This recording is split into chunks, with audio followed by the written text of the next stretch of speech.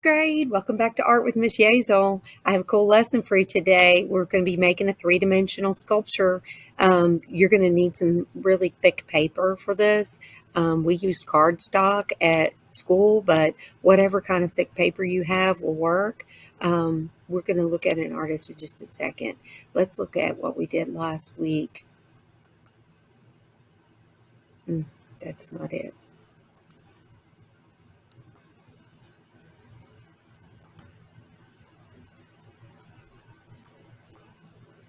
Mm.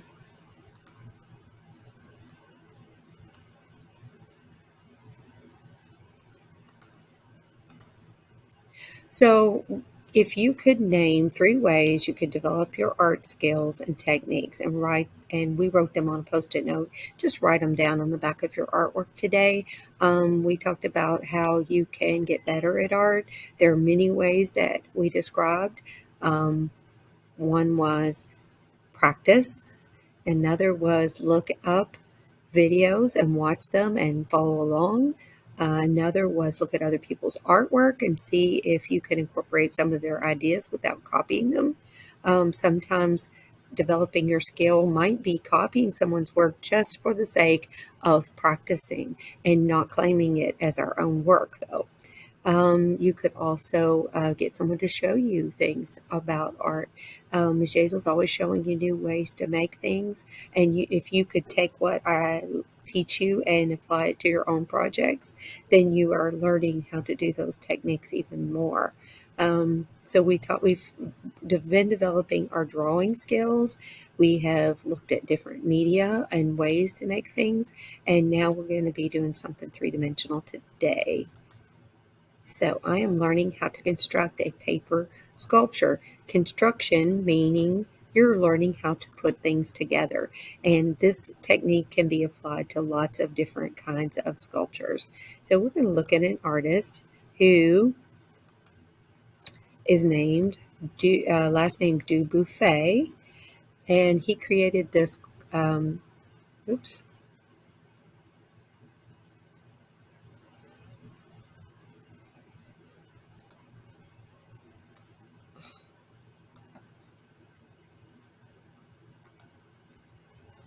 he created this cool statue or sculpture, and it looks like it's in the middle of a park somewhere. And it looks like a card that has been transformed into a three-dimensional sculpture. So he's got lots of cool shapes and lines, and this character is very abstract. And yours is not going to be a character, it can just be a cool shape that you can make stand up. These on the left are the boys and girls who attempted this project. So they used some black and red and blue markers and some construction paper and some scissors.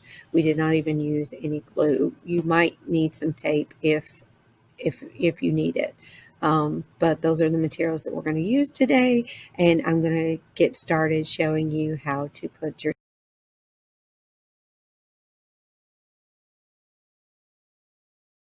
paper, which is cardstock. You could also use poster board for this. In fact, it might be even better than what we used here at school. So I have two pieces that are about 7.5 by 11. You can make it slightly smaller if you'd like. We did it. Miss Hazel didn't cut this paper. She just used it straight out of the package. So if you want to make this smaller, you can. But we started by folding both of the papers or pieces of cardstock or poster board, whatever you're using. You need to fold them lengthwise. Lengthwise is the long way. We call that hot dog style sometimes in school, don't we? So then you're going to separate the two pieces.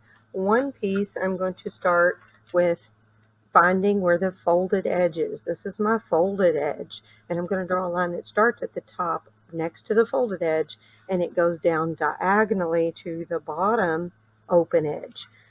And we do not want to make a straight line. We want to make it irregular, crooked, wavy, whatever you'd like, but make sure that it's kind of wide down here at the bottom when it gets to the bottom corner, because that's going to be your base, and you would like it to be able to stand up easily. So I'm going to Go back out to the edge when you get to the bottom, okay? So folded edge, corner, down to the open edge, okay? Because that is the line you're going to cut on. And I told the boys and girls to go ahead and get their black marker at this point, and they're going to use the wide edge of that marker to make a really wide line next to the line they just drew. Because in the picture of Dubuffet's art, you could see that everything was outlined with this thick black line. It made it very cartoony looking, didn't it? So we're going to go for that look also. So after you have done that, you can put your lid on your marker, and it's time to cut.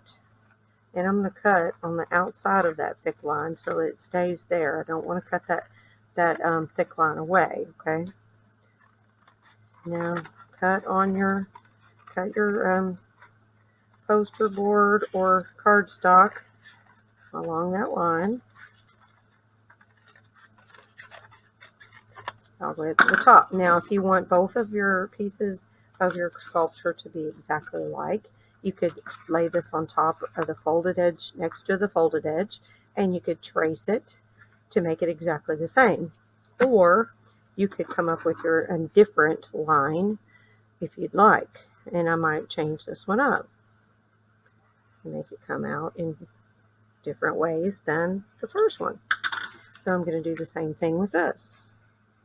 Now, you notice that the black lines should be on both sides, and we're going to have to fix that in just a minute. But right now we're getting 1/2 of it done, or 1/4 of it done. So go ahead and do, so you did the same process on both pieces.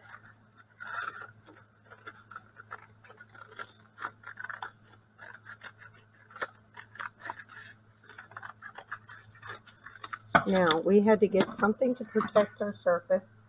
In class, we used this paper called newsprint, and it's just like what they print newspapers on.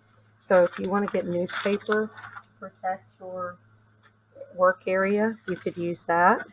This is part of safety also. I mean, you don't want to get your materials everywhere. If you can prevent a mess, then please do. I'm sure your parents would appreciate you not making a huge mess. So I'm going to go around the edges again. And the reason I have paper under it is because I am going to get it on the table if I'm trying to do this without anything underneath. Because I can't be perfect. I can't go perfectly along the edge without. And then I'm going to flip it over and I'm going to do the same thing on the back. And this just gives it a cool look. So don't skip this step.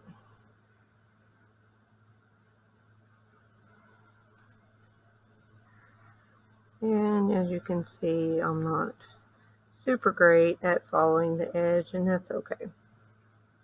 But I am using the wide side of the marker to do that so that it gives me a nice wide line. And at some point, you're going to divide up your space with different kinds of lines. Don't do too many shapes because you're going to have to fill those in with patterns. And in some areas you might want to draw a little shape because some of them had little shapes with colors where it was just colored in solid. You might want to do that too.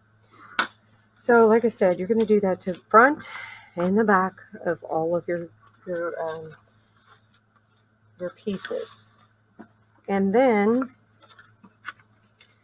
inside each of the pieces, you're going to create some patterns.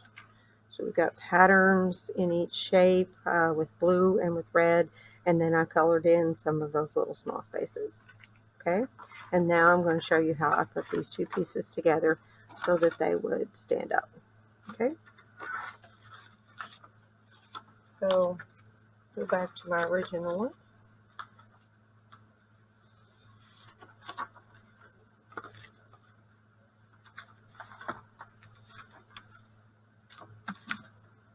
I can't find my other one. Oh, there it is.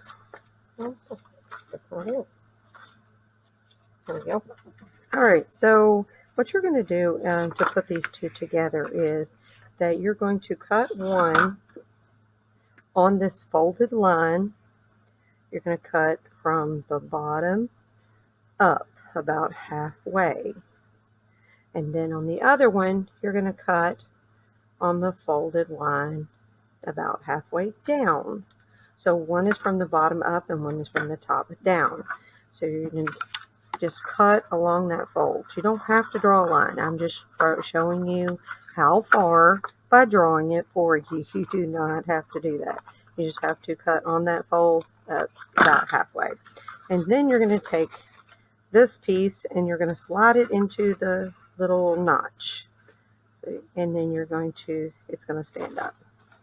You may need to put a little bit of tape up here on the top edge. After you finish decorating, you could put tape there, and then at the bottom also, so that your seams are not flopping around. But when you get finished, you'll have this cool sculpture that kind of looks like that inspiration artist du buffet. And if you'd like, you can cut smaller pieces, and those can be attached also with those little slices in your paper. So a slice in each one, and then you slide the slices together like that.